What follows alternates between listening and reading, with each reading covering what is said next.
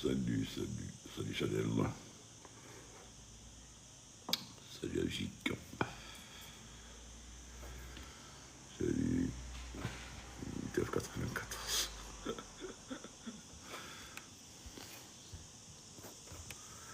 Ou TF94, yo.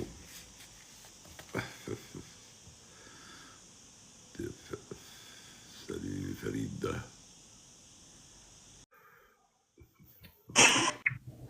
Bonjour tout le monde, bonjour de Montréal. Salut, on le sait, tout le monde t'a suivi. Ah, devine avec qui je suis, Norden. Salut ta Cornel, devine qui je suis, si tu peux, et choisis si tu l'oses. Eh ben, je suis avec Monsaf. Eh ben c'est bien. Eh bien, eh bien. En disposition de mettre ta caméra ou là t'es pas en disposition de mettre ta caméra? Oui. Eh ben mets ta caméra. Le temps que je termine ma cigarette. Voilà, je suis là. Voilà. Je suis là. Voilà. Non, Monsaf le Pinté, non, c'est Monsieur de Douche, le neveu à Monsieur El Kébir. Salut Chamil, ça a été un plaisir de te rencontrer hier. T'es où là? Hein? Je vois derrière toi le truc. T'es où? Ben, c'est à l'hôtel. Ah bon? Ouais, ouais. Je sais pas quoi. Ah ben, je vais te montrer. C'est... Voilà. Ouais. Ça n'a pas changé. Ils ont changé un petit peu les cadres. Enfin, les cadres, non, c'est les mêmes. Voilà. Ouais. Le restaurant est toujours en haut. Tu es arrivé quand? Tu es arrivé hier? Hier, oui, c'était un vol d'instruction. Monsaf était en safety avec moi. Et tu repars quand? On repart demain. Là, le magasin a réouvert. Oui. Ah bon, il était déjà ouvert.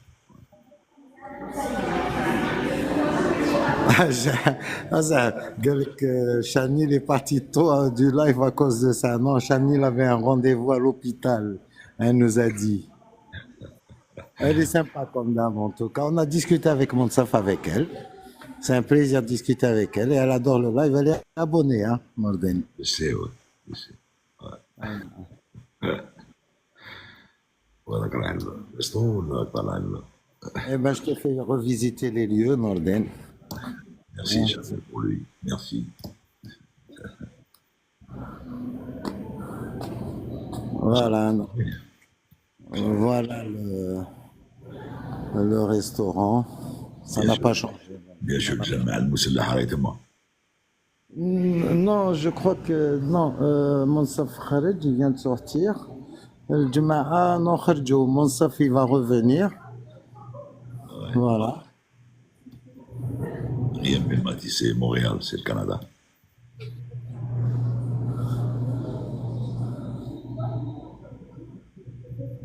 Voilà.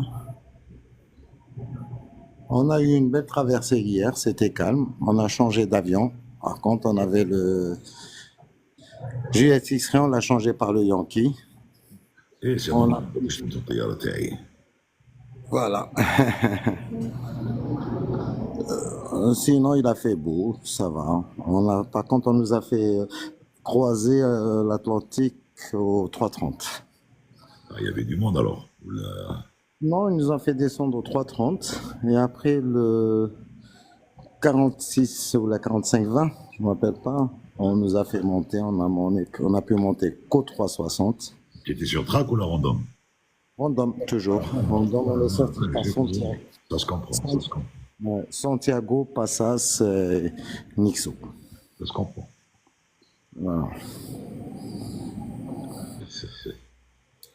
Et il doit faire chaud. Bon, je viens de voir le Khawat voilà, Kharjil. Voilà. Et j'ai eu Mokbel Vialin au téléphone. Oui, il a posté le truc, je l'ai republié. Il a posté le Oui, truc. oui, oui, non, mais je lui ai parlé. On a bien discuté, ouais, d'une heure, il a pris son thé, je pense qu'il va être disponible. Voilà, Nordin. Je tourne la caméra.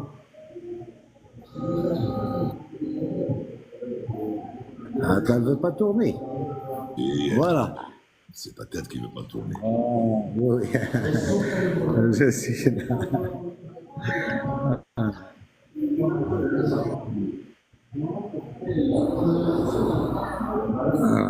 Merci Boutef 94. Oui, effectivement, après décollage en 27, on nous a donné un cap à l'est, plutôt à l'ouest, jusque du côté de Cheraga. Après, on a viré au 330 et après, direct Sadaf. Bonjour tout le monde, Salut Farid, comment allez-vous? comme d'hab. Ça fait plaisir de revoir Captain Aoumraoui. Il y a longtemps qu'on l'a pas vu, ça fait 4 jours quand même, hein, mine de rien. Eh, Farid, j'ai travaillé comme un esclave. Hein. Ah oui, j'ai vu. Il aime, J'ai fait... il aime. Il aime ça, il aime ça. Un peu maso sur les bords. Non, non, c'est sa potion magique. C'est ce qu'il tient en forme, ouais, c'est vrai. Oui. J'ai fait un Istanbul, un Antalya, les deux de nuit. Ah, ça va. Moutef 94, tu veux dire Salhi, mais c'est Sahli. Salhi Abdurrahman, il va bien.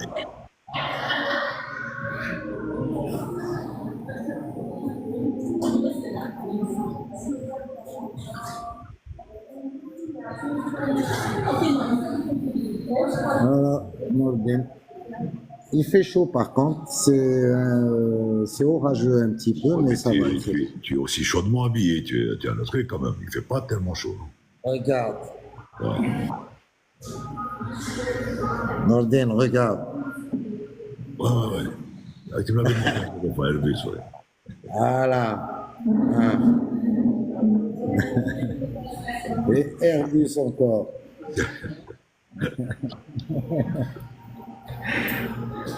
Vous êtes payé pour ça, Captain Amrami, ou là c'est... Non, Non, du tout. on aurait bien voulu Farid, Eh ben oui, pourquoi pas. du sponsoring. Non, mais ils n'ont pas besoin des trucs comme ça. Ils ont des trucs pour ça. Il faut que tu sois, par exemple, un médaillé d'or ou la haja ou l'abri. On peut faire, mais pas. Mais pas qui? Mais pas le Captain Amraoui, pourtant c'est un champion lui aussi. Ouais, mais il n'a pas eu de médaille d'or. Là, ce qu'il dit, c'est. Je comprends la partie. Il y a Tu as vu Kader, il dit qu'il faut publiquement sur TikTok en taguant Airbus. Bonsoir les amis. Oui. Salut, j'y vais. Bonjour, Captain Viana. Bonsoir. Bon. Ça va Farid? Bonjour JB. Salut Morad. Ça va bien? Oui. Ça va très bien, comme aussi. Voilà, de temps en temps, quand si tu ne dois pas parler, tu mets ton micro sur truc parce qu'il y a des. C'est un peu gênant. Le micro, voilà, très bien. Et quand tu dois intervenir, tu le remets en marche. Ce serait bien. Attends, on va changer peut-être la grille. On va changer la grille. Pas ça, non. Dommage, JB n'a toujours pas de les 1000 pour passer la caméra. Salut Abdel. Adel. J'en suis à 601. Ouais, bah, Douga Douga. Douga Douga.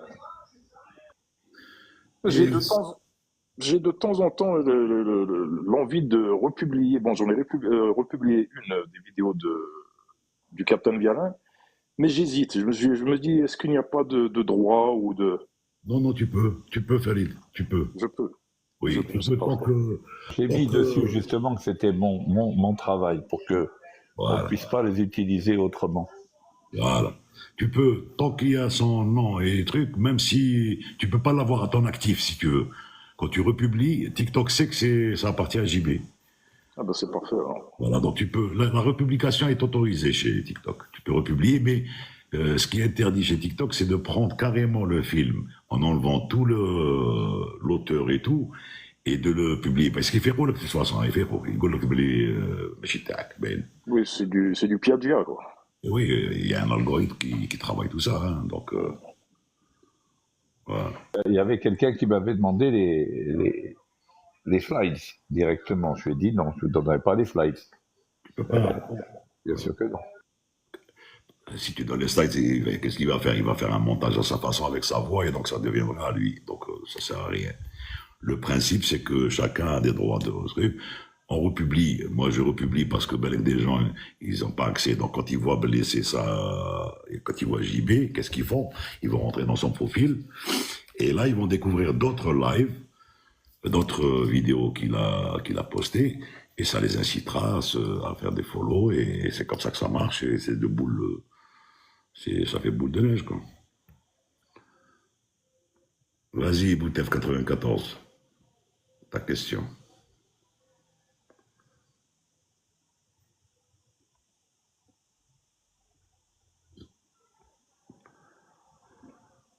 Comment obtenir des flammes à H? Morad, tu peux lui répondre? Comment obtenir des flammes à H? Ben, elles se vendent, hein, elles se vendent au niveau de notre Mall Warehouse d'aviation, la Et boutique à t'as besoin. Dalbeda. À Dalbeda, Dalbeda. Madame Bédard. Qu'est-ce qu'ils appellent les flammes? C'est des trucs porte-clés avec. Oui, remove before flight. Des Ah, limites. d'accord. Ouais. Darbeida, donc chez Bilal. Oui. Ah d'accord. Monsieur Mohamed Amin, je suis à Montréal, au Canada. Allez, le chat, profitez avant le thé de JB pour les questions. Ça y est, j'ai bu le thé, c'est bon. Il faut pas le dire, JB, comme ça, ils vont. Je vais faire une autre vidéo dans les jours qui viennent sur comment dirais-je, sur la PNL, enfin bon, c'est la programmation neurolinguistique, plutôt c'est l'analyse transactionnelle. Ouais, Bon, voilà, donc je vais faire ça. ouais, c'est bien. Nous, C'est sûr que Farid, il doit avoir des questions, mais il n'ose pas les poser.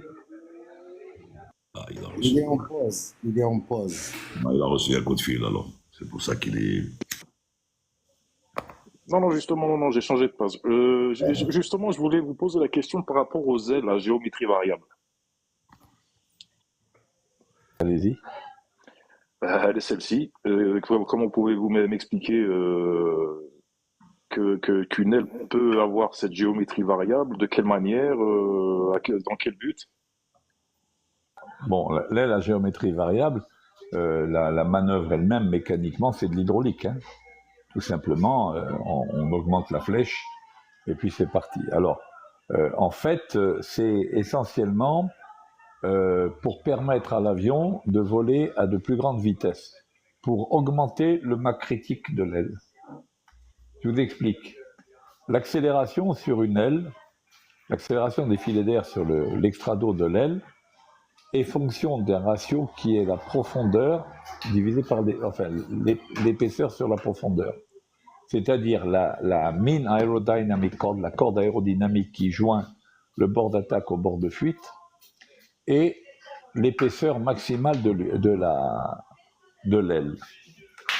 plus ce rapport est faible, donc plus l'aile est fine compte tenu de sa profondeur, ce qu'on appelle la profondeur, c'est la longueur de la corde aérodynamique, plus l'accélération au-dessus de l'aile est faible, et donc plus le Mach critique va être augmenté. Donc on retarde les effets du mur du son. Et ça permet bien sûr on diminue la portance de l'aile à vitesse donnée, parce que le rapport épaisseur sur profondeur est déterminant pour Donc si vous voulez, à basse vitesse, on va mettre les ailes pratiquement sans flèche. Donc à ce moment-là, la longueur de la mean aerodynamic chord va diminuer pour la même épaisseur de l'aile. Donc l'aile va accélérer plus les filets d'air, donc elle va plus générer de portance. Et quand on met l'aile en flèche arrière, eh bien, on permet donc à l'aile de voler à plus haute vitesse, voilà, tout simplement. Bon, c'est une technologie qui a été à la mode pendant un temps, mais je crois qu'on en est revenu parce que au niveau justement technologique, c'est très très complexe, parce que pour garder comment dirais-je, la rigidité, enfin la résistance de l'aile, quand on a un truc qui est mobile, tout élément mobile est forcément moins résistant que quelque chose qui est fixe. Absolument. Sinon, au point de vue de la surface ailée, est-ce que c'est ce que l'on voit, ou il y a d'autres éléments à l'intérieur, disons que, voilà, est-ce que la surface ailée que l'on voit est juste cela, c'est elle-là que l'on voit, ou y a-t-il des choses à l'intérieur, je veux dire à l'intérieur, mais à l'intérieur du tube, quoi, de l'avion? Du tout, il n'y a rien d'autre. Il n'y a que le fuselage. Certains fuselages sont légèrement porteurs, certains fuselages, hein. Mais encore que c'est pas la portance générée par le fuselage est toujours très très faible. Mais la surface de l'aile, c'est la surface de l'aile, c'est ce qu'on voit. Mais c'est intéressant à savoir que le fuselage quand même peut avoir quand même une petite portance, quoi. Eh ben, d'ailleurs, il a même un effet déstabilisateur sur l'avion. Il a un effet déstabilisateur parce que le centre de poussée du fuselage, sur les avions de ligne en tout cas, se situe en avant des ailes.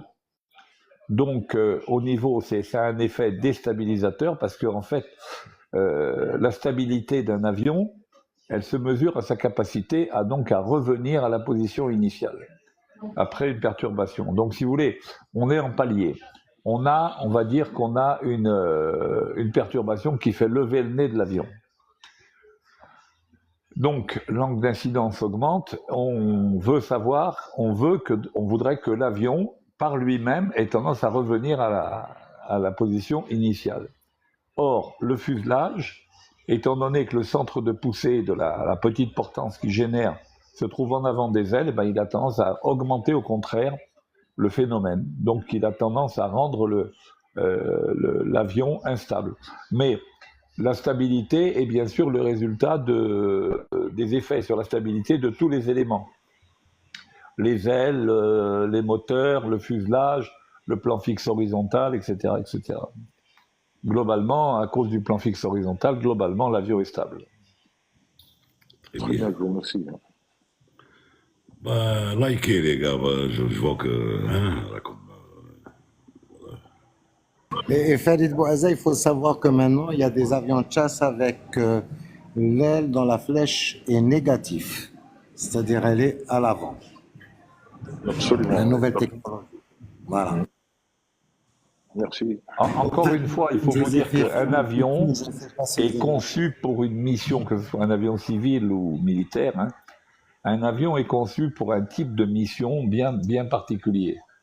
Et donc, on veut un avion stable, on veut un avion instable, on veut tout ce qu'on veut. Par exemple, quand vous prenez le Rafale, il est canard, donc il a un plan fixe à l'avant. C'est ce qu'on appelle un canard. Bon, c'est pour des raisons bien particulières. En général, ce sont des avions qui sont très instables, donc très manœuvrants. Voilà. Vous avez entendu parler l'autre ATR, t'as un Vélopass, la même compagnie. J'ai pas entendu. Non, non, non. Ils ont eu un problème, un autre avion, sur une ville. Ensuite, il s'est dérouté sur Rio. Il a eu un problème électrique très très important. Le même ATR 72, c'est pratiquement c'est la même compagnie. Donc, c'est ce qu'il faut en tirer comme conclusion ici, c'est l'état d'esprit de la compagnie. Hein. Et je suis sûr, Denis, le moindre problème qui peut arriver dans le truc, ça fait emballer un petit peu les esprits à ce niveau de cette compagnie, des équipages et tout. Et c'est comme ça. Hein. Dommage. Il y a un Fouga Magistère qui vient de s'écraser en mer, là, dans le midi de la France, là. Avant le passage de la patrouille de France. Oui, c'est les Fougas, c'est des anciens quand même, les Fougas. Je m'appelle très bien, on en avait à Tafraoui, les Fougas Magistères. Et les pilotes algériens étaient formés sur Fouga, ouais. Le Fouga, le L-34, dire c'est trois mots, rapidement, vite, l'air.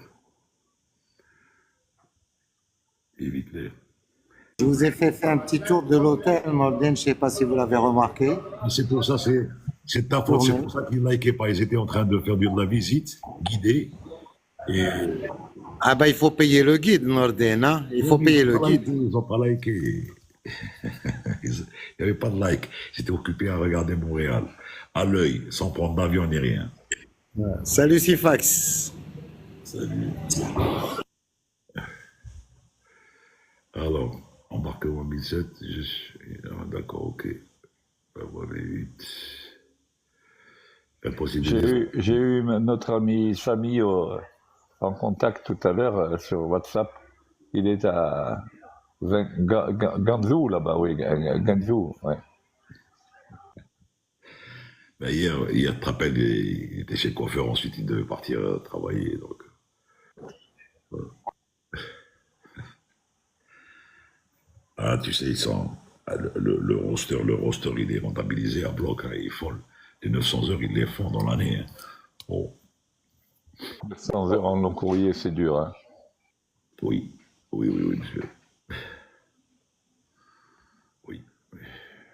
Quand hier, Nordin, ils avaient demandé à certains trafics qui étaient sur New York, ils les ont reroutés vers un point parce qu'il faisait mauvais à New York.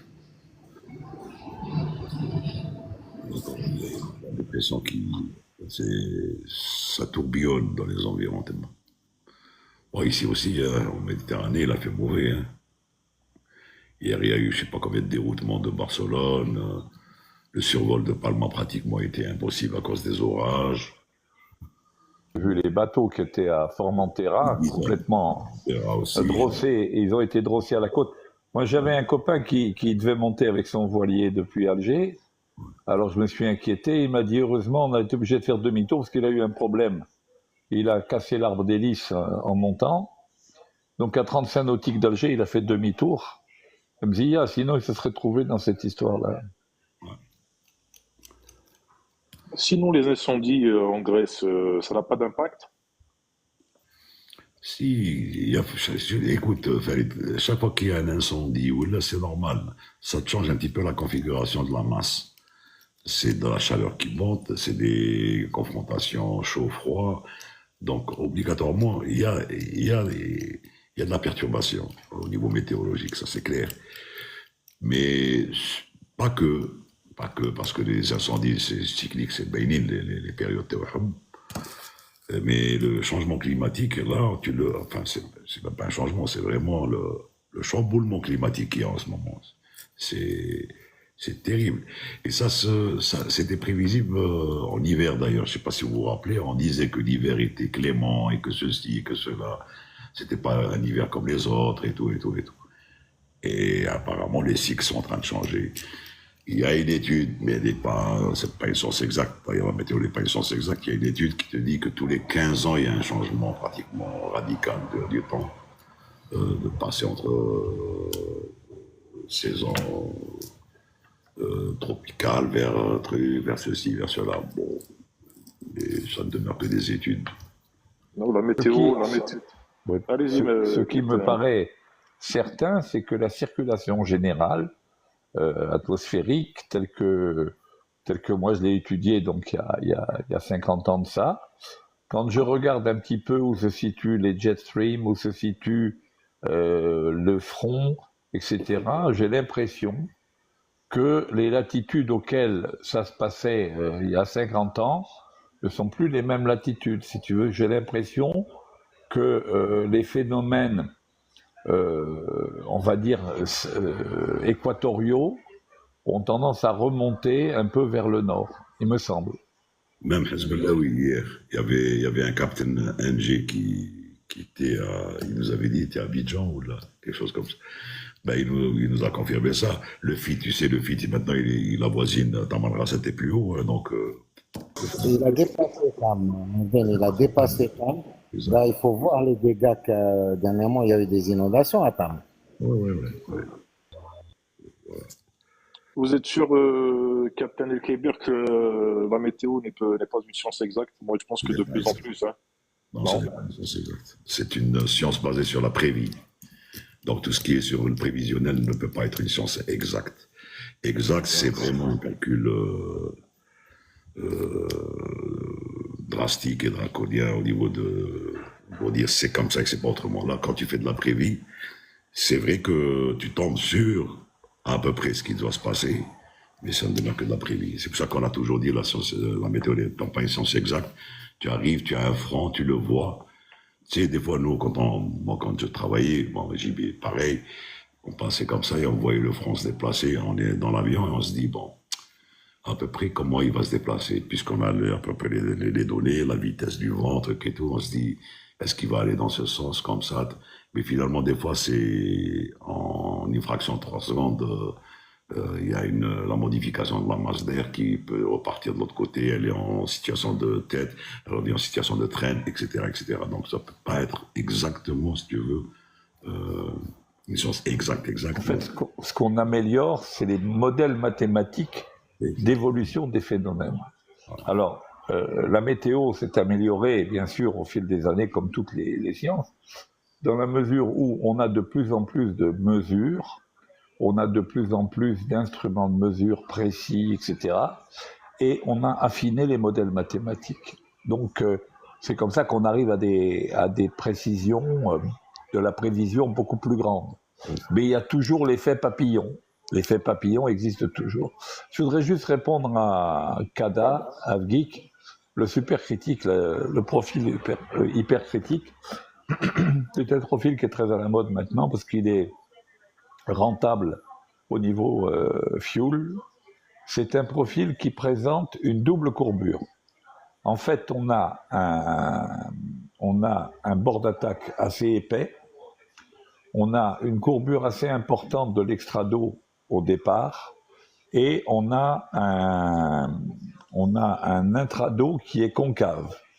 Et vers la fin, vers le bord de fuite, l'intrado devient convexe, donc il est bombé vers le bas, et on a l'extrado, donc le dessus de l'aile, qui présente un creux.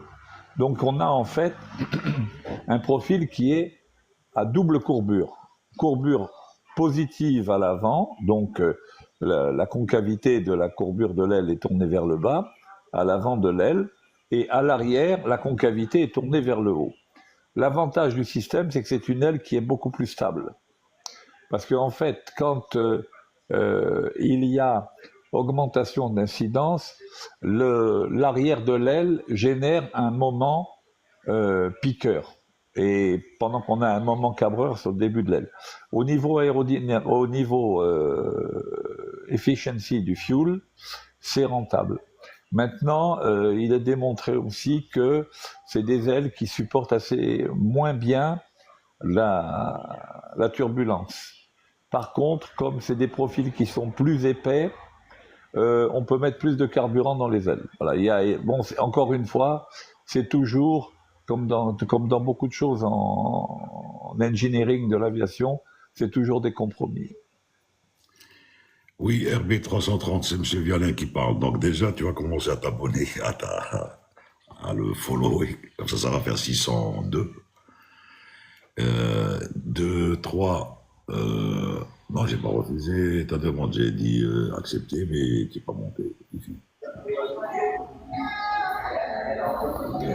Voilà. Elle a dû. C'est quoi l'histoire de l'avion brésilien? D'ailleurs, il reste tout ce qu'on peut dire sur l'avion brésilien. C'est-à-dire, si tu parles du premier de Veopas, on ne peut rien dire de plus que ce qui a été dit.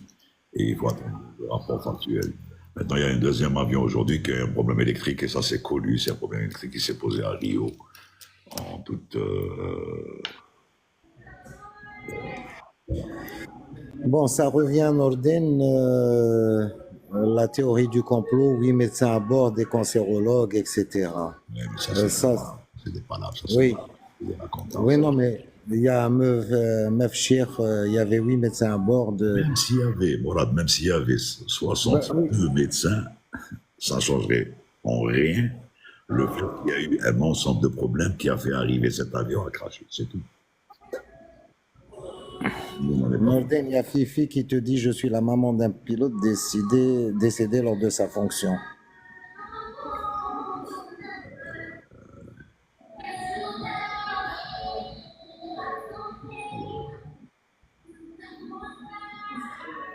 Mon micro, Morad, il y a de la musique.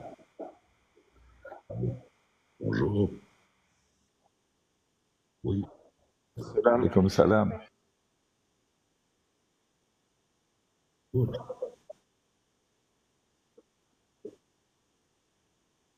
Qui c'est? Good, Winesmo. C'est qui? Coach, comment ça? D'accord, oui.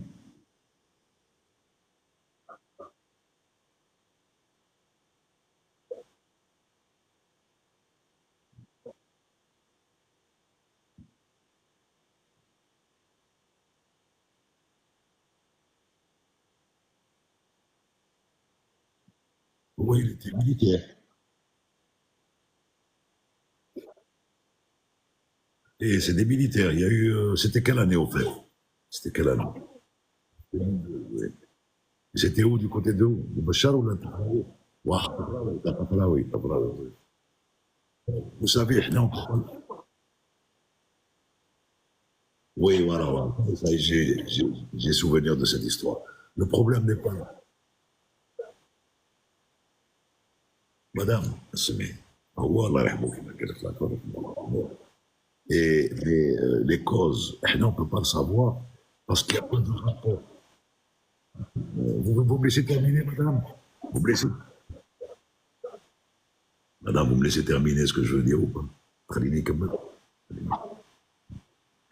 قلت لك احنا on peut pas ما نجموش نهضروا على الحادثه هذه على خاطر ما عندنا حتى حاله عليها ما نعرفوش باسكو راني جايك باسكو هذه الحاله هذه تخص الطيران العسكري وعندهم التحقيق تاعهم يخلوه سري عندهم كاين غير العائله تجي تعرف صدير ليك انت يجمو يقولوا لك ليك يجمو يقولوا لك كنت شخصي باغ اكزومبل بصح ليك اذا انت يما وكل شيء با بروبليم مي دي فوا ما يقولوش باسكو فيها اسرار تاع العسكر لو كان جات حادثه مدنيه يمكن يكون عندنا تقرير يقول لك التقرير سكون ابل التقرير يكون على العلن الناس تسمع به ويشوفوا في المواقع الاجتماعيه وكل شيء بصح ملي تكون حاله هكا خاصه في الطيران العسكري المدنيين ما عندهم حتى معلومه عليه وفي العالم ماشي غير في الجزائر في العالم في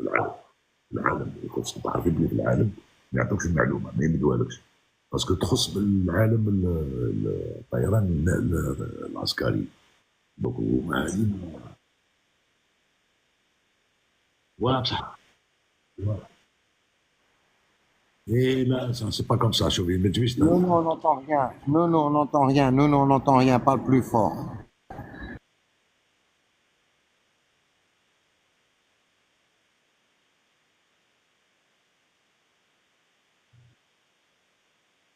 مدام غادي نقول لك اسمع عريضه ولا ماشي عريضه مدام خلينا نهضر شوف اسمها عريضه ولا قصيره ولا خفيفه ولا ما تنجميش تحكمي على حادثه كيما هذه اللي وصل. خليني نكمل لك. مين ما تخليش نكمل لك ما تجيش تفهميش اش باغي يقول. سي با بوسيبل. هذه حادثه صارت بين زوج طائرات، والطائره هذه بالك عندها مشكل والاخرى ما عندهاش مشكل، ولا بالك في الطيران هذيك داروا غلطه من الغلطات، واحد فيهم دار غلطه ودخلوا بعضهم بعض، سواء اسمها طويله ولا ماشي عريضه ولا الحادثه تنجم توقع مام لو كان يكون خاوي السما وفيها غير زوج طيارات تنجم توقع. اذا كاين اسباب كثيره لتطيح في نهار النهار هذا ما كان يعني ماشي. واش هي انت باش تكوني خاطرك مهني اذا تبغي اتصلي بالسلطات هذوك روحي عندهم انت كأم وقول لهم انا مازال راهي خدمت لي فهموني، بالك يجي طيحي في واحد يجي يفهمك. فوالا داكور. نيكون بالونس مدام واش هذا سكو كومبري. ميرسي مدام. madame. Salut Sabri. Sabri.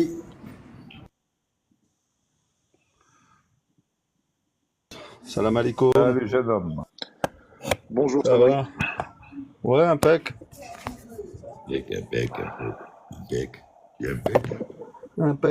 Impeccable. Alhamdoulilah, comme dirait l'autre. Quand ça va bien, c'est deux peccables, pas impeccable. Deux peccables. Deux peccables. Oui, j'approuve. Un pour moi, un pour les autres. Cash News. Rien de spécial, là, j'étais au Simu. Voilà, on a fait un Simu tranquille. Alors, d'après le chef secteur, on va tous faire un stage UPRT. Oui. Ce qui veut Donc, dire. tous les instructeurs vont passer les uns derrière les autres et après, ceux qui auront eu le stage UPRT vont faire eux le stage aux autres. C'est pas bien de parler aux Américains. UPRT, c'est quoi? Oui. UPRT, c'est Upset Recovery Training, un bidule comme ça. D'accord, ok, oui, le truc. C'est situation inusuelle. Exact, exact. Voilà, le simu te met dans une position inusuelle et tu dois t'en sortir. Alors, Tu c'est dois tout. réagir. Ce qu'on faisait à l'école sur avion de voltige. Ouais, même au simu, on faisait ça régulièrement. Et puis après, ça a disparu et là, c'est en train de revenir. Je sais pas pourquoi. Ce qui est marrant dans cette histoire, bon, nous on est plus concernés, JB et moi, ce qui est marrant, c'est que vous allez faire du PRT, position inusuelle, les uns derrière les autres, c'est bien ça. C'est-à-dire. On peut rester sérieux un peu. Ah, Film dans la main, c'est ce que je t'ai dit, film dans la main. on peut pas changer. Généralement, c'est durant le CPL sur C72, sur C-Nevry, des spirales, oui, full stall, oui, effectivement. On a fait ça sur comment dirais-je, Sia Marchetti SF260. Ouais, sur ce niveau. Nordine, Salut, Elias. Salah, Jibi, Salut, JB, salut, Farid Elias. Bouazza, Mourad, bonsoir. Salut Michel. Eh bien, ils font ça sur NG, d'après Raouf. Sur NG, ils le font chaque simu. Parce que tu es en train de dire Sabri, donc normalement. Non, oui, mais le simu, il faut qu'il soit upgradé, Norden. Ah, d'accord. Par exemple, le simu Alger n'est pas upgradé. Par exemple, tu te rappelles le simu de Paris, Simairo, Le camion. le camion. Eh ben, il a été upgradé, Norden, en UPRT. Ils lui ont installé un système d'exercice UPRT. Sur le nouveau, il existe. Sur le nouveau, il existe Oui. déjà. Oui, il existe à la base. C'est À de la base, série. ouais. Voilà, de mais série. les anciens simus. L'ancien simu, effectivement, il n'y a pas. Non, il a upgradé, ça y est. Hein. J'ai fait une séance dessus. Il est upgradé. Ouais. Ils ont installé un système à côté de la console. Il est carrément à la droite, Sabri. Ouais, je te crois. Je sais que la dernière qualif que j'avais fait au pilote, c'était pas, il n'y avait pas le truc. Il fallait le faire un peu à l'ancienne, quoi. Tu fermes les yeux, je te mets dans une position, tu t'en sors. Mais pardon. Oui. Ça peut y a une question à JB de Pada. Je ne connais pas. J'ai répondu, non, j'ai entendu parler du Geared Fan, mais je ne peux pas répondre, je ne sais pas. Ma question Oui, qui vous a été... Excusez-moi. Raouf, c'est ce que disait Morad, le NG à Alger, le CIMU NG n'a pas été upgradé, donc ce que vous faites, c'est effectivement demander les yeux au pilote de créer que frise le CIMU, puis voilà. Donc, mais ça demeure, si tu veux, pas fidèle à ce qui doit être reproduit par le pilote. Oui, à Guénarous, Par on rapport en au avait parlé pré-réglage. l'autre jour. On m'avait dit qu'il y avait un process qui était en cours pour faire le PRC, donc le faire upgrader, celui d'Alger. D'accord.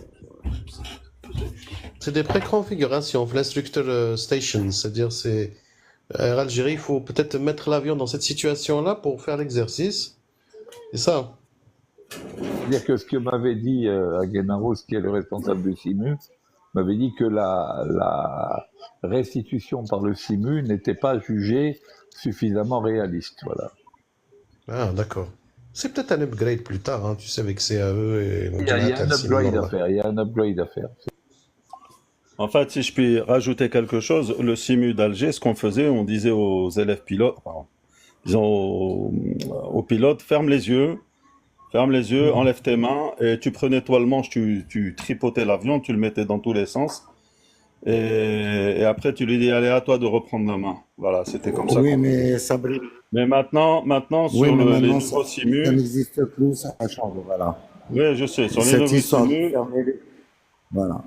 sur le nouveau SIMU, comme celui du 330 à Paris, tu as des boutons, tu appuies, tu choisis la position inusuelle que tu veux restituer au simu, et puis voilà, et puis tu le laisses faire après, il faut qu'il s'en sorte. Voilà, Et de ta position, je crois que tu peux même intervenir sur la manette des gaz, Sabri. je l'ai pas essayé, moi tout ce que j'ai fait, j'ai ouvert la page, j'ai lu comme ça, différentes positions, 20 Voilà. degrés up, 40 degrés à droite, etc., etc., en pitch et en roll, mais j'ai pas approfondi la chose, j'ai pas voulu toucher. Oui, sur l'ancien, tu as même la manette des gaz sur le côté, ton côté, mais elle est en tactile. Tu vois, tout est Ah, tactile. Ils ont d'accord, rajouté un écran tactile. c'est possible, ouais. Sabri. Bilal demande la différence entre les commandes de vol réversibles et irréversibles. Alors, réversible et irréversible. Réversible, c'est quand, en fait, l'hydraulique nous donne une partie, on a dans les commandes, on a une stick force qui est une partie de l'effort que demande la gouverne pour bouger. Ça, c'est le réversible. Donc, ça veut dire que à ce moment-là, ce que l'on ressent dans les commandes est un certain pourcentage du du moment de charnière de la gouverne. Par contre, les commandes irréversibles, c'est celles où en fait on agit, c'est ce qu'il y a sur les 37, sur tout ça, tous les avions à câble. C'est les commandes irréversibles, c'est-à-dire que en fait quand on touche aux commandes, on n'agit que sur un tiroir de distribution hydraulique, essentiellement. Donc il n'y a aucun effort et il n'y a aucun retour de l'effort qui est fait sur la gouverne sur la ligne de commande. Voilà. Les petits avions avec de l'hydraulique, les petits avions style avion d'affaires et tout, peuvent encore avoir des commandes de vol réversibles, mais les gros avions, quand ils sont à câble, bien sûr, parce que ça marche pas pour le fly-by-wire, mais quand ils sont encore à câble, comme le 47, comme tout ça, sont des commandes de vol irréversibles. Très bien. Créer un petit schéma là-dessus. Tiens, Anas. Anas. Allô. Wassalamu alaikum, bro. Comme ça là. Voilà. C'est bien, on va le dire en bas.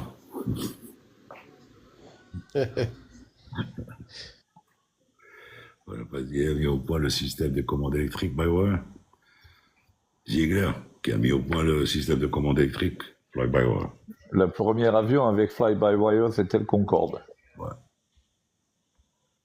Hein Ligne, auparavant, il y avait des chasseurs qui avaient déjà les commandes de vol électriques. En cas de predictive winch alerte, est-ce que vous continuez le décollage ou c'est rejeté? Ça, c'est RB330 qui demande. Morad. Ça dépend. Si on est avant V1, on éjecte take-off. Après, on n'a plus le choix, on continue. Exact.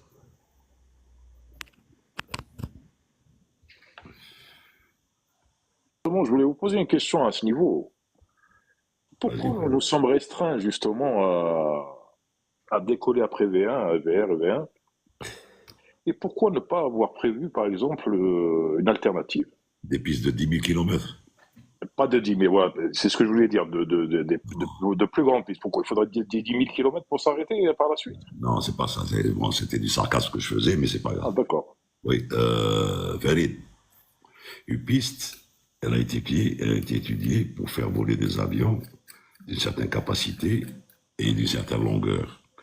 Donc les performances de l'avion sont calculées en fonction de la masse, de la température du jour, du QNH, de beaucoup de choses.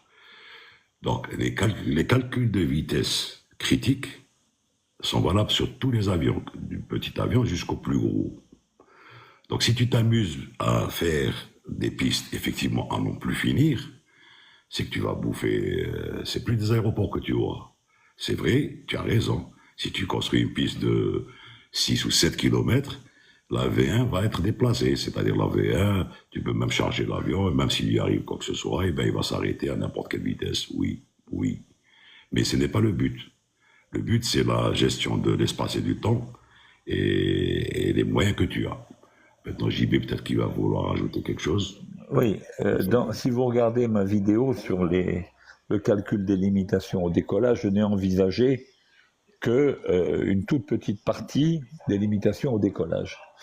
Et à un moment, sur un des moments de la vidéo, je fais la liste de toutes les limitations qui sont liées à la piste. Et entre autres, il y a ce qu'on appelle la VMBE. Velocity for Maximum Brake Energy. Le problème qui se pose, c'est que les freins, quand on fait une accélération-arrêt, l'avion de masse M est lancé à une vitesse V, donc il a accumulé une énergie cinétique qui est égale à 1,5 de MV2. Et pour arrêter l'avion, il faut que cette énergie cinétique soit absorbée par les freins. Et qu'est-ce qu'ils vont faire? Ils vont transformer une énergie cinétique en énergie calorifique. Et les freins ne sont capables que d'absorber une certaine quantité et pas plus. Donc on ne pourrait pas augmenter V1 parce que de toute façon, V1 est lié à VR, VR est lié à V1 et il est lié à VLOF, etc. Enfin bref. Et si on faisait des pistes immenses, on aurait un problème, c'est que les freins, de toute façon, ne seraient pas capables d'arrêter l'avion à des vitesses V1 trop élevées. Voilà. Il y a des fois, sur des terrains relativement courts, la VMBE est limitative. Farid, c'est bon? Je vous remercie. Oui, je vous remercie. Merci. Et excuse-moi pour le sarcasme tout à l'heure, hein, ça te visait pas. Hein. Non, pas du tout, pas du tout. Oh là là. Ah, je suis pas aussi. Non, non. Vous avez vu la vidéo de l'American Airlines ou le Delta Airlines, là, avec deux avions qui sont croisés, take-off ou landing? Oui, ça fait un moment ça. Moi, j'étais ils en ont parlé sur une chaîne YouTube. Ça fait un moment. Il y a une autorisation de décollage, il y avait une autorisation d'atterrissage aussi. D'ailleurs, c'est les flics هذوك بالبودي كام هذاك تاعهم اللي يوروها. Sabri, il y a quelqu'un qui te pose la question. Durant le décollage, Sabri, la portance est supérieure ou inférieure par rapport au poids? Alors, il faut espérer qu'elle est supérieure au poids, sinon l'avion ne pourrait pas décoller. Pour reparler de la V1, il faut savoir que la V1, la définition qu'a donnée Morad elle est comment dire, académique et c'est ce qu'on apprend dans les écoles. Il faut savoir aussi qu'il y a un aspect juridique par rapport à la V1, et que si quelqu'un, parce que ça c'est déjà arrivé, arrête son avion après V1 à cause d'une panne et qu'il reste sur la piste, hein, il sort pas de la piste, il évacue, tout ça, eh bien il risque de sérieux problèmes avec la compagnie parce que on nous apprend toujours qu'après V1, quelle que soit la panne que vous avez, vous continuez le vol. Vous ne vous arrêtez jamais. Enfin, vous arrêtez jamais. Continuez le décollage. J'en profite aussi pour féliciter Mitchell. Là, j'ai vu la vidéo de la réception de son avion et de son installation sur l'aéroport de Mascara. Ben, je te souhaite toute la réussite, Elias. Bon courage pour la suite.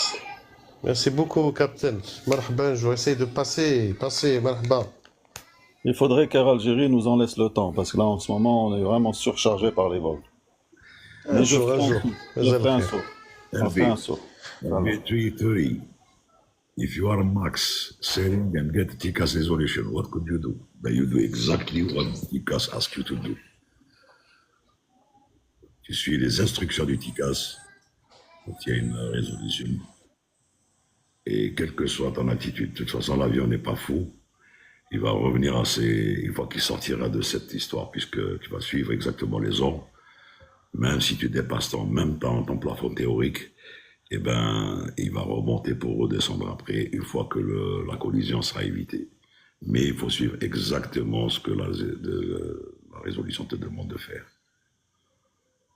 Bilal me dit, je suppose qu'il veut dire si V1 est supérieur, on risque de décrocher. V1 n'a rien à voir avec le décrochage. Strictement rien à voir avec le décrochage. La seule vitesse au décollage qui a à voir avec le décrochage, c'est V2. V2, exactement. Je voulais dire aussi au sujet du TICAS, il faut bien comprendre que les calculs d'altitude maximale sont faits sur ce qu'on appelait avant 1,3 de VS, ou 30% maintenant, Airbus il parle de pourcentage de la VLS, mais qu'on peut aller en bas, c'est-à-dire jusqu'à 20% de VLS pour peu qu'on reste supérieur à ce qu'on appelle la vitesse max de finesse max, enfin la vitesse ce qu'on appelle la green dot, mais on peut gratter au-dessus du maximum qui n'est pas un maximum, comment expliquer ça, c'est un recommandé, c'est un maximum recommandé, ce n'est pas un maximum, au-dessus tu peux pas monter, non, on peut monter au-dessus et savoir qu'un événement TICAS ça dure que quelques secondes. Et une fois qu'on a évité, comme disait Nordin, l'avion, ben on peut revenir rapidement à une position normale. Exact. Exactly. Le terme vertiport est utilisé pour utilisation des drones. Est-ce que ce terme est normalisé? Je ne sais pas s'il est normalisé. Je l'ai entendu pour la première fois hier ou avant-hier, à propos des taxis automatiques aériens là, qui devaient mettre en place pour les JO de Paris.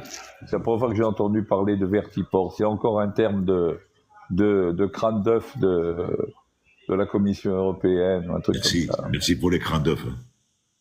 Pour les crânes d'œuf, pas du tout, ça ne te vise pas, toi. Les crânes d'œuf qui savent pas, qui sont au fin fond de leur bureau et qui croient qu'ils peuvent tout régir. C'est comme ça qu'on a été le bureau d'études à Lockheed à l'époque. Alors, on a donc l'arrêt la tête et les clés lunettes rondes au fin fond de leur bureau d'études et imaginer des problèmes fictifs. C'est ça le grand problème maintenant.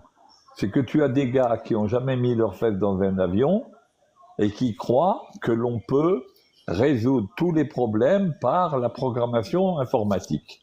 C'est tout. Eh ben, c'est faux. Le postulat de départ est faux, c'est tout. Et puis, ils me feront pas des morts de là. Je suis pas un passéiste, mais ils feront pas des morts. Bilal, C'est pour ça que... Bilal, la vélocité flaps extended, si tu la dépasses plusieurs fois, justement, tu risques d'endommager le système en lui-même à la langue. Et sur un NG, il y a ce qu'on appelle déclenchement du PSEU, d'ailleurs sans aucune raison, parce qu'il détecte, c'est une structure travaillante. S'il y a une sortie des volets placards, c'est ça a été étudié en bon d'essai, et donc il faut pas dépasser la VFE. C'est comme la VLO, c'est comme toutes les limites. Même s'il y a une marge de sécurité, il faut rester toujours en dessous. Ils te disent VFI -2. Debit minus pour rester dans l'enveloppe, pour rester dans la correction, quoi, pour rester safe. And then guess what feeds the NR system? Voilà, Mourad. Feeds. Alors, l'ERNAV. Mourad, il est là. Voilà, pour le RNAV, on utilise tous les moyens. On utilise tous les moyens de navigation en ordine. On utilise il y a le GPS, il y a les DME, il y a les VOR, il utilise tout ce que le système, il utilise tout ce qui lui tombe sur la main pour faire des croisements et des calculs.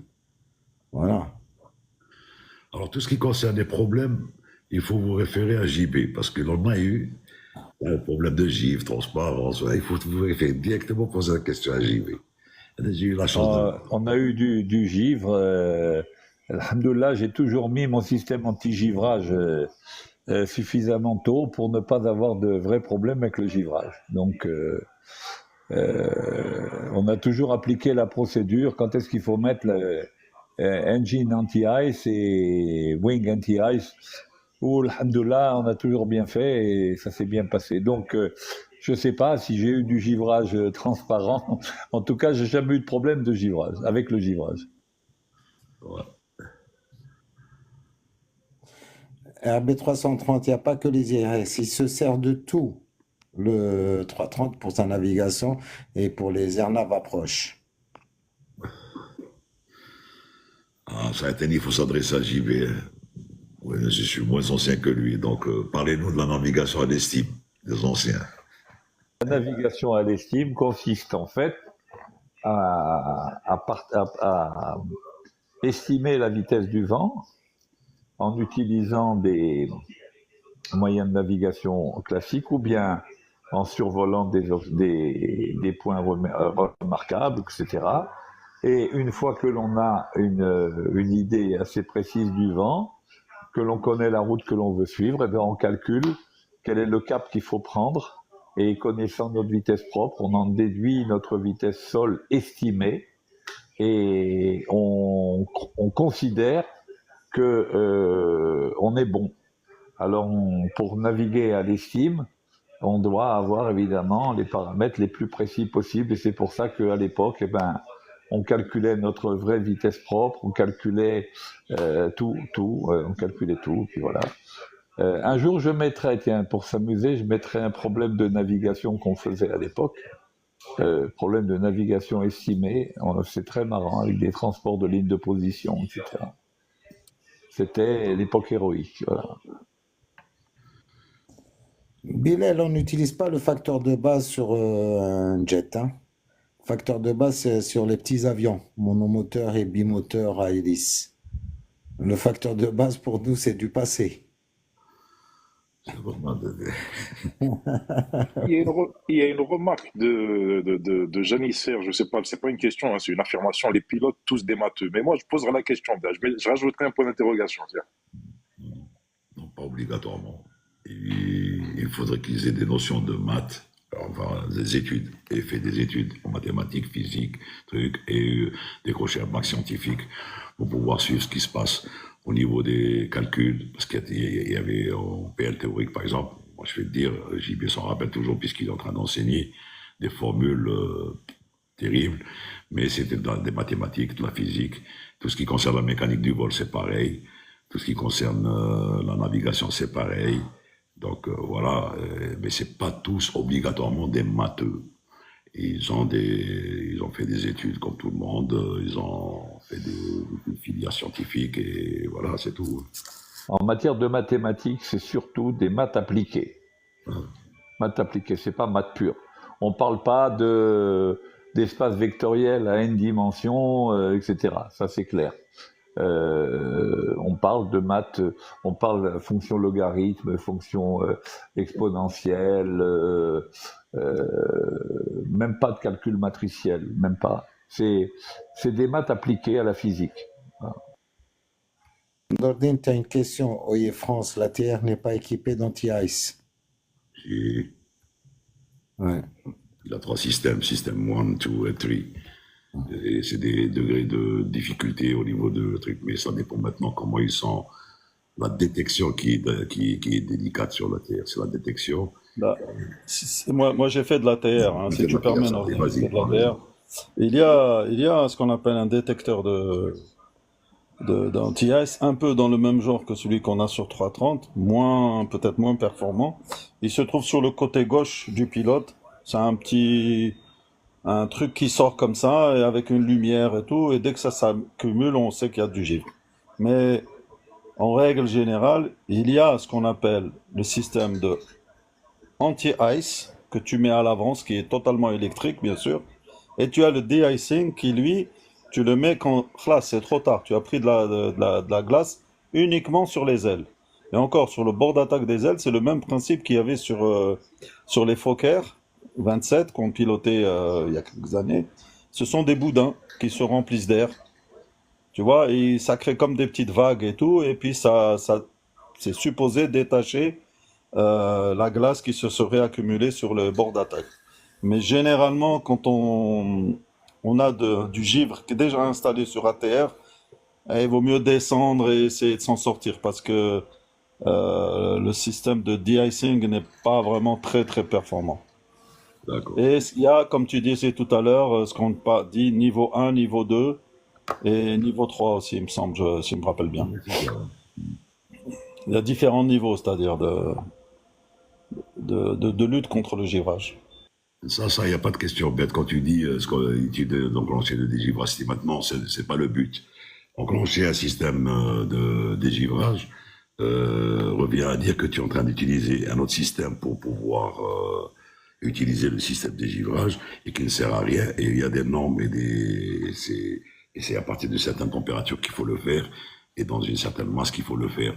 Donc le faire comme ça systématiquement, j'allais faire encore du sarcasme comme tout à l'heure que de dire au décollage on le met, on le laisse jusqu'à l'arrivée. Non, mais ça sert à absolument rien parce que le dégivrage, il sert à dégivrer. Et quand il y a du givre. Et puis, Nordine, ça dégivre les performances de l'avion, hein. Exact. En fonction. Ça détruit les performances d'un avion, l'utilisation de Terham. Il y a une bonne question de téléphone qui me pose une question personnelle pour tester ma mémoire. Tu te rappelles le nom de ton premier enseignant à l'école? Je me rappelle de tous les noms de mes premiers enseignants, c'est-à-dire en 65 à l'école. À commencer par Monsieur Messiègre, Remégous, Monsieur et Madame Remégous, ensuite au lycée Boge, etc., etc., etc. Donc je peux les citer un à un, jusqu'à ce que j'avais terminé. Et je suis sûr que JB se rappelle aussi de tout ça. Donc on a une bonne mémoire, ne vous en faites pas. On n'oublie jamais, on pardonne encore moins, nous les pilotes. C'est comme ça que ça se passe. Pour reparler à celui qui demandait si être pilote, il faut être matheux, moi j'aimerais lui dire que les maths, être matheux, ça ouvre tous les métiers. Être médecin, c'est être un bon matheux. Un écrivain, c'est un bon matheux, on appelle ça la mathématique des mots. Oui. Et être philosophe, c'est être matheux. Tu peux retrouver les maths dans la musique, dans l'écriture de la musique, dans la chanson. Ce sont des mathématiques. Bien sûr, c'est pas obligatoire d'être un très bon matheux pour être pilote. On en connaît certains qui savent à peine dire 1 plus 1 égale 3. Oui, mais quelle frustration pour quelqu'un qui est matheux, qui est fort en maths et qui se retrouve recalé pour des problèmes de vue ou de santé. C'est frustrant. Mais ça veut dire qu'il n'a pas eu les prérequis. Et c'est tout. Il n'a pas eu l'ensemble des choses qu'il devait avoir pour pouvoir aller jusqu'au bout de sa logique. Ouais, c'est-à-dire, là, ça revient à dire qu'il suffit pas d'être bon matheux pour être pilote, hein. Ouais. Il faut avoir d'autres qualités, parmi lesquelles avoir, heureusement, une bonne santé. C'est Et dans clair, la c'est bonne clair. santé, il y a différents. C'est vrai, je suis tout à fait d'accord avec ce que tu dis. Il y a des gars qui sont mordus par l'aviation et tout, et qui n'ont pas réussi à faire ce métier uniquement parce qu'ils avaient un problème physique. Mais que veux-tu faire? C'est les règles et c'est les lois qui sont ça. Le problème en Algérie, si on avait eu des aéroclubs un peu partout, ça aurait permis à des gens justement qui n'ont pas ce qu'il faut physiquement, si je puis dire, pour faire pilote de ligne, mais ils peuvent être pilotes privés d'avion, puisqu'on ne demande qu'une classe 2 médicale à ce moment, au lieu d'une classe 1. Et ça aurait permis à des gens vraiment d'assouvir leur passion, sur petit avion, même bimoteur. Et je pense, c'est vrai, ça aurait permis d'assouvir leur passion. Je suis tout à fait d'accord avec toi. Ouais. Je dis pas bimoteur parce que n'oublions pas qu'en Algérie, enfin, je parle sous le contrôle de ceux qui sont encore dans l'aviation légère, mais je crois qu'on ne peut pas faire de bimoteur avec une licence pilote privé. CPL, normalement. Ouais, c'est peut-être une aberration aussi, hein, donc Ouais, à je l'époque, crois, ouais, ouais, t'as tout à fait raison, JB. Ouais, c'est vrai ça. Je sais pas pourquoi je pensais au bimoteur. Attends, 2 minutes, je dis à quelqu'un dans le chat qui voulait qu'on parle avec son fils qui a 7 ans. Je suis désolé, on ne peut pas le faire monter. Qui veut parler, on ne peut pas le faire monter. Il a 7 ans, on ne peut pas lui parler. Il reste à l'écoute. Tu peux lui expliquer, Sailor Moon, si tu veux. Mais 7 ans, ça. Non.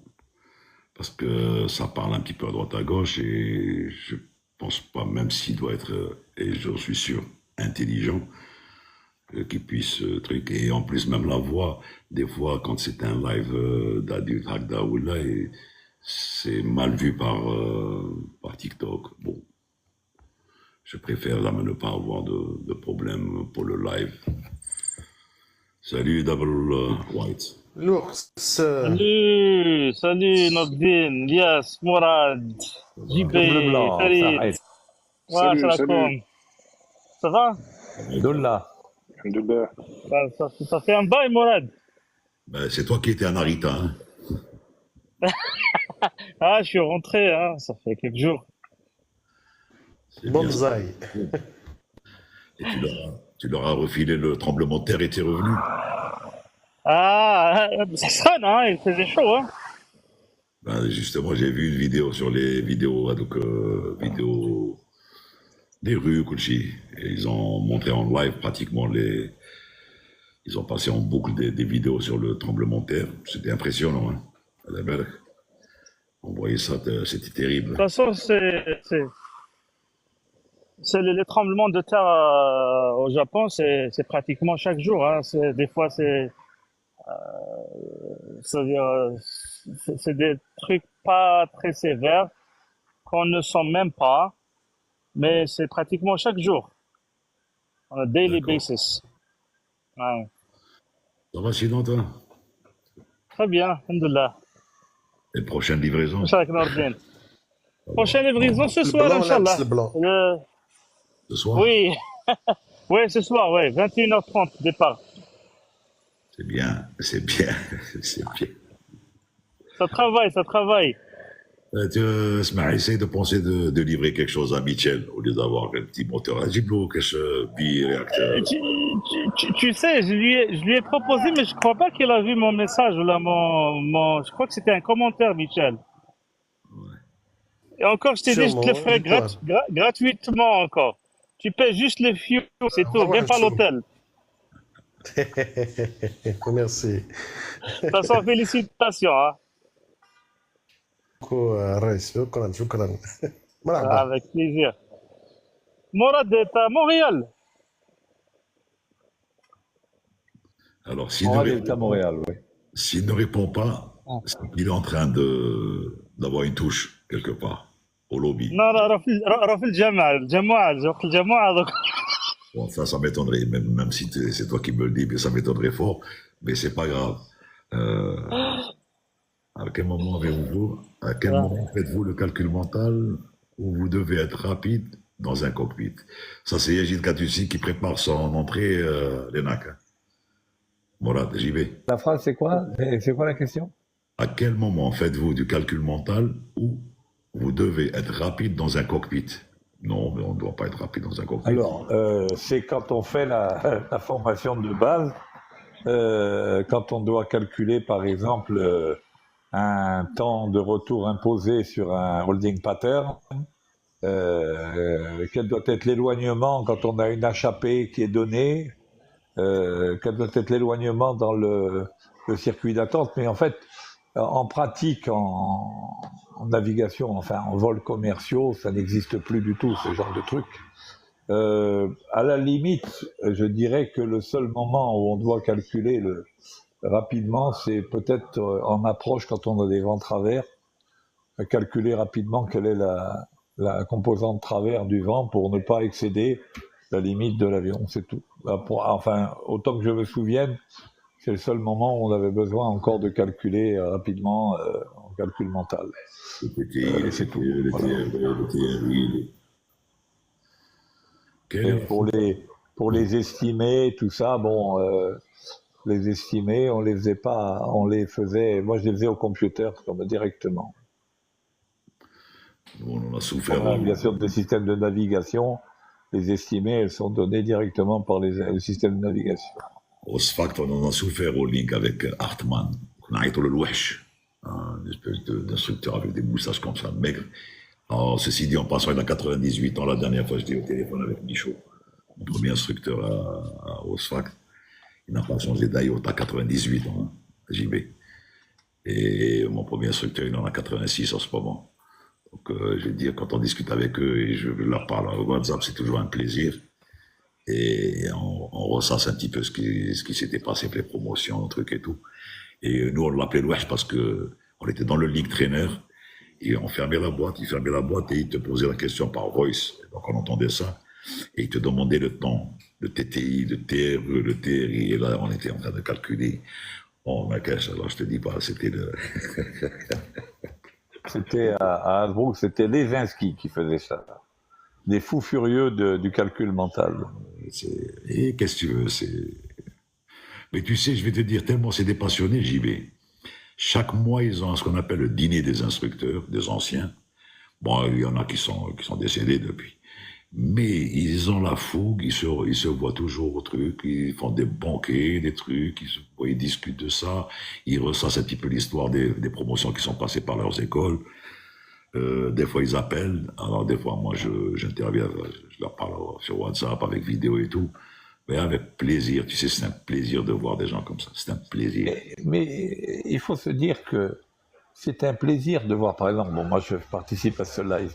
Quand je vois Morad, toi, etc., et d'autres qui est maintenant à la retraite, bon, mais commandant de bord instructeur sur 330, quand je pense à un gars comme Mezaguer qui est commandant de bord sur 380, Riedel, je crois que c'est Riedel qui est sur 380, Iger qui est sur 380, des gars, Yacine, des gars auxquels on a fait de l'instruction, que l'on trouve maintenant sur des machines, etc. C'est un vrai plaisir pour nous.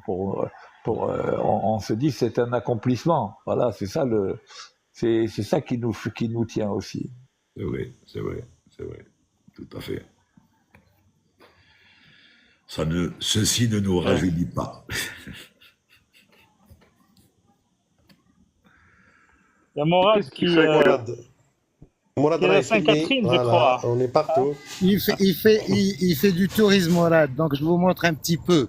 Je vous fais participer, double blanc. Voilà. Salut, Morad.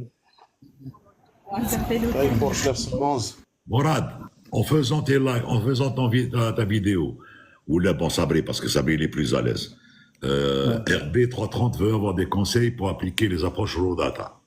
En raw data, ben, si c'est en Airbus, il faut pas trop manipuler le side stick, hein. Il faut pas trop le tripoter. Voilà. Voilà, tu es dehors, c'est pour ça que tu parles comme ça, mais c'est pas grave. Faut pas trop le foutre. Morad, t'as raté l'occasion d'éviter ce mot devant le Kébir. T'aurais dû utiliser un autre mot. Oui, Il lui tend trop souvent. Parce que là, tu lui as donné du grain mood. Tu lui as donné du grain mood, je te jure. Je suis plié en deux. Il lui a donné le manche de Maharef. Exactement. Nordine, tu as une question. Je pense Sabari, c'est quoi l'altitude max d'un ATR 72 FL 180, je pense que c'est 230, non 23 000. L'altitude maximum pour un ATR, il est certifié niveau 240. C'est 240. 240, voilà.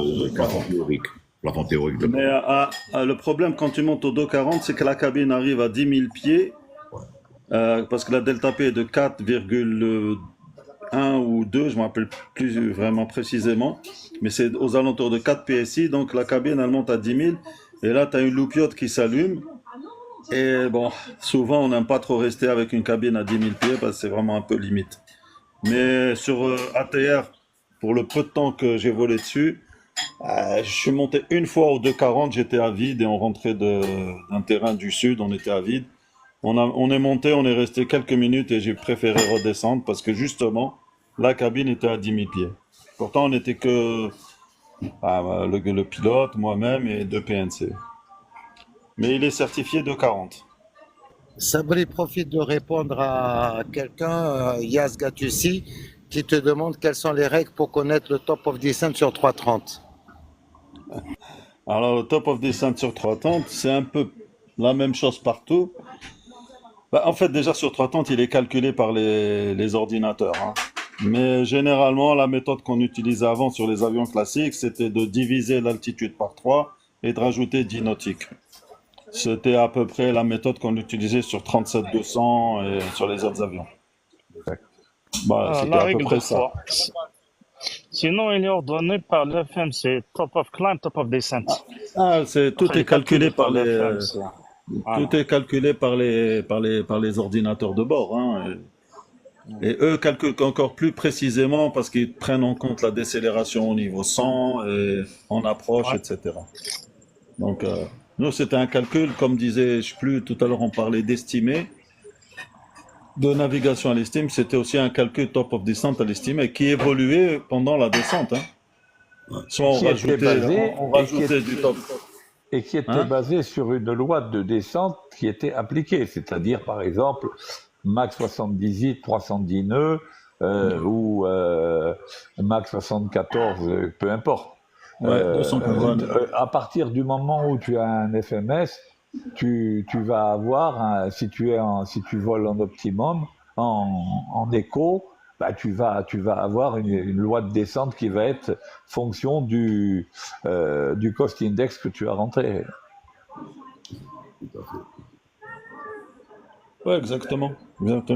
Mais c'était encore une formule très approchée, hein. C'était pas, Absolument. ouais, c'était pas du, La seule vraie valeur, c'est c'est celle qui est donnée dans les tables de Boeing ou d'Airbus, hein. ou d'Airbus, exactement.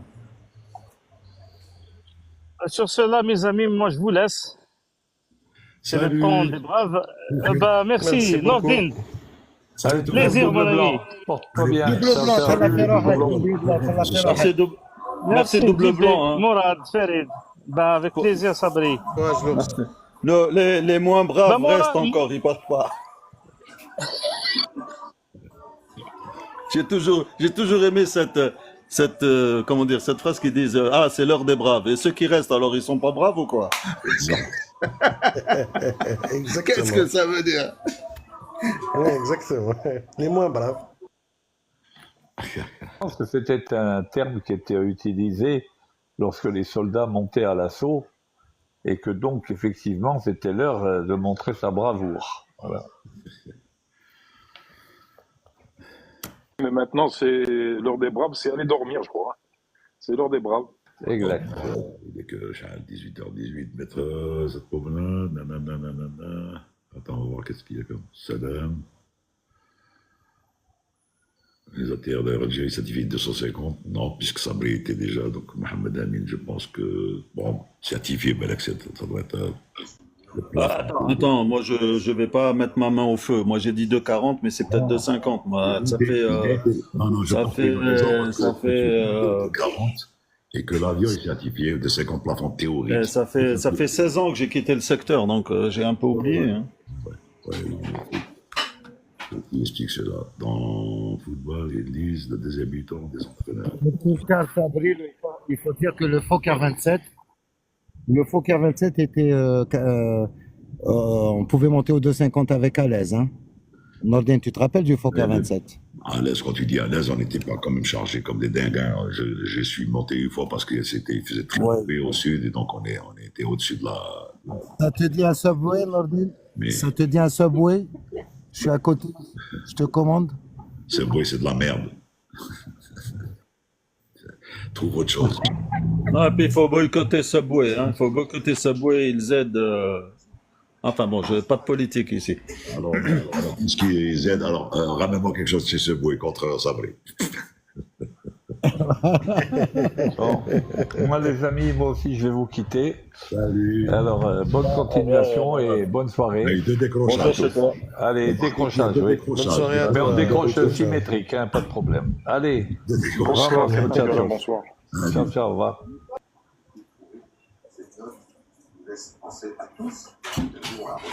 Oui, parce que c'est la faute à Mourad. On va dire la vidéo, maintenant. Faut qu'il يحوس بهم En train de Montréal. perdre des clients là. Regarde, on est en train de perdre des clients. Hein. Tony Gall, comment on choisit les pilotes pour les avions présidentiels? Ben, c'est un choix qui est fait par la direction des opérations. Enfin, les noms sont proposés par la direction des opérations. Quand il y a une demande de la présidence, quand il y avait la demande, maintenant c'est les militaires qui fait leur qualif et ils sont pilotes présidentiels. Et voilà, et donc dans la population, il y a des enquêtes qui sont faites. C'est comme ça. Sabri, la 27 fait à l'ILS ou la... Non, c'est l'ILS. Ouais, ouais. Fait à l'ILS depuis que la piste 0523 a été fermée très longtemps. On avait écrit plusieurs fois au sujet du manque de perspective pour la 27 quand il va y avoir la période du brouillard et même du mauvais temps. Donc ils ont installé un ILS 27, assez rapidement d'ailleurs, Ouais. avec une procédure qui existe toujours d'ailleurs. Bon, on ne l'utilise plus trop en ce moment parce que on est revenu sur le système de 23, 27, 05, 09. Mais il existe un ILS sur la piste 27. Bien. Et pour reparler, il y a une question là qui a été posée sur le givrage. Ouais. Alors, oui, effectivement, le givrage, vous pouvez le rencontrer dans n'importe quel pays, hein, pas uniquement au Brésil.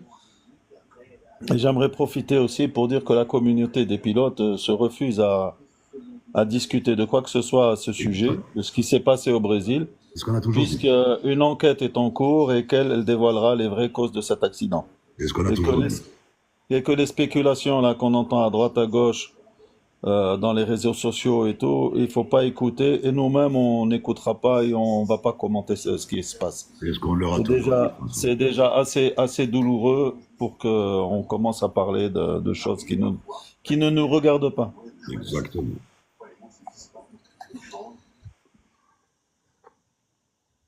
Et on dit, c'est en général, juste une hypothèse. J'ai eu l'occasion de voir l'avion Khalifa Air 747 qui s'est brisé en trois. Je ne pense pas qu'ils aient eu un 747. Ça, c'est Khalifa. C'est Kalita Air. Kalita Air, c'est une compagnie de cargo. Ah, Kalita, d'accord, Kalita. Oui, bon. Ben, tu sais, si tu veux avoir des trucs comme ça, tu n'as qu'à rentrer dans the Air Aviation et tu as une panoplie de trucs où là, sur les Flight Insight. Donc tu as des... Mais bon... Ou bien naviguer sur Air Crash. Moi j'ai vu le CVR qui a été publié, t'as l'ATR, t'as Ousmane, l'instructrice avec qui était pas Yeti. Ouais. T'as Yeti, ils ont fait un débriefing complet sur le CRM qui était à l'intérieur.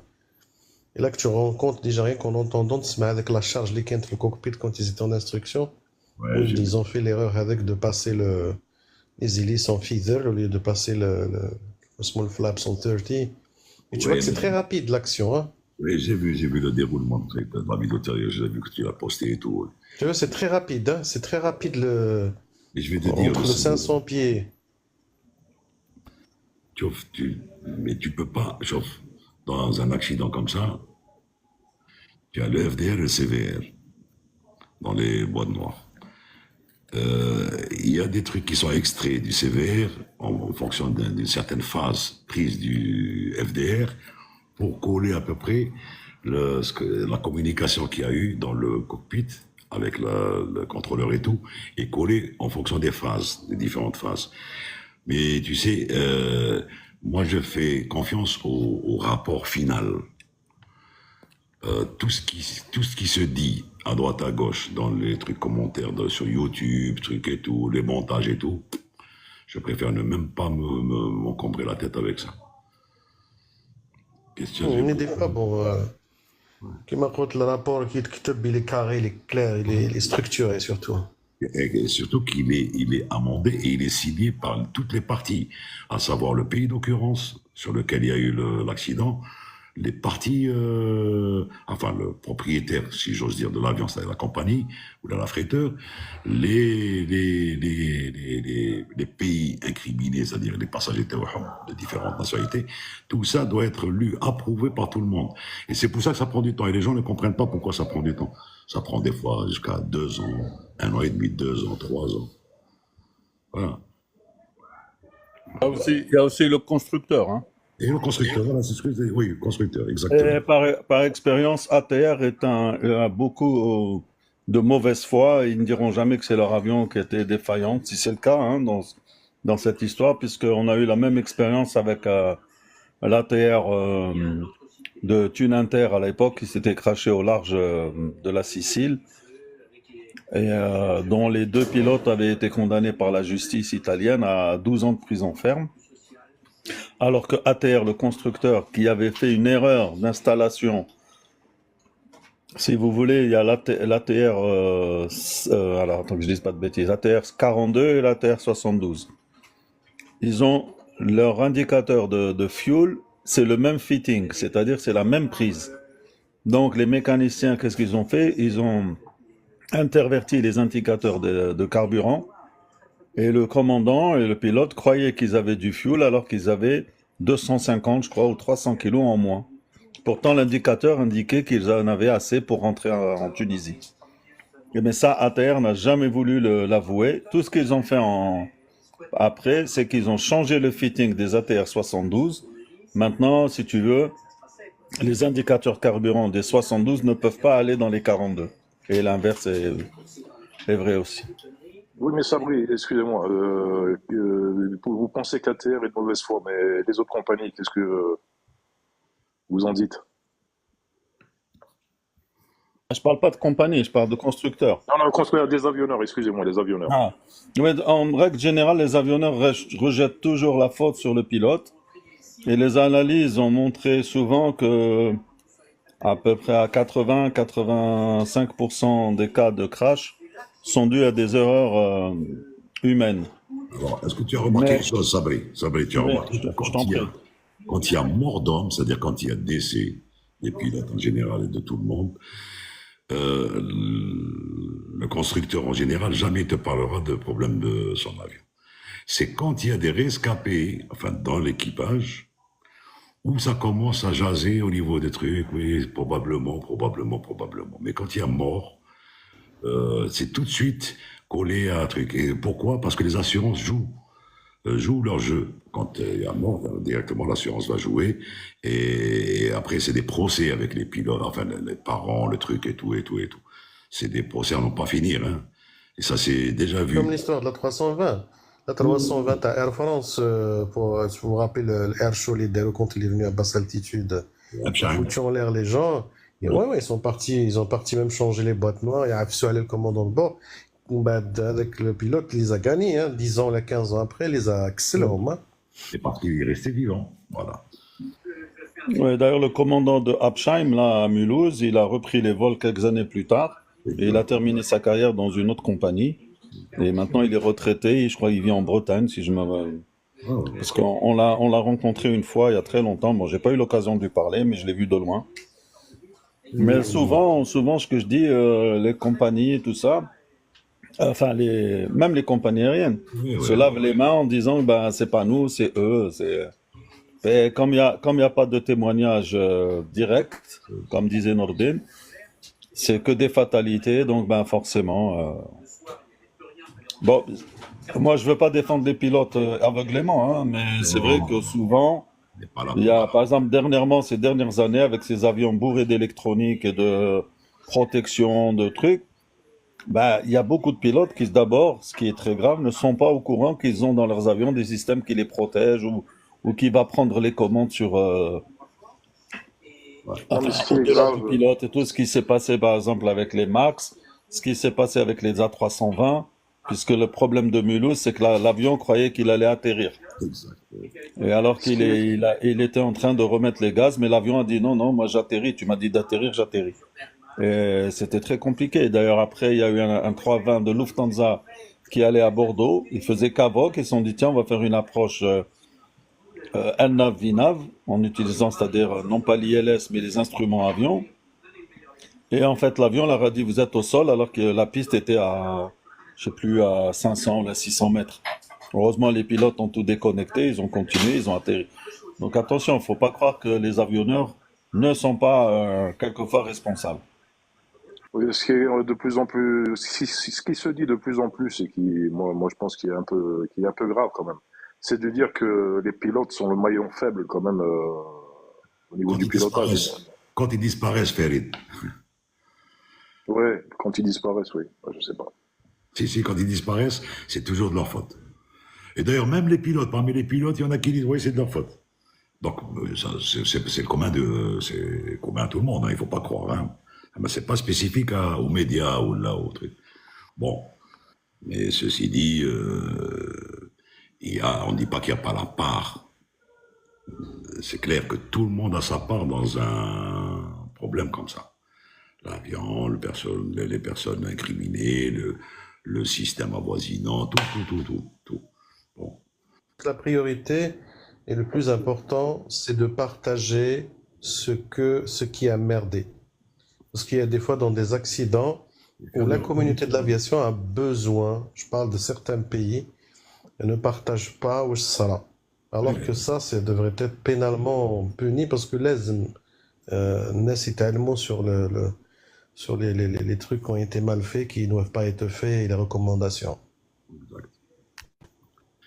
Messieurs, it's time to leave. Merci à tous. Merci Sabri. Salut Nordin, au revoir tout le monde. Bonne Merci. soirée.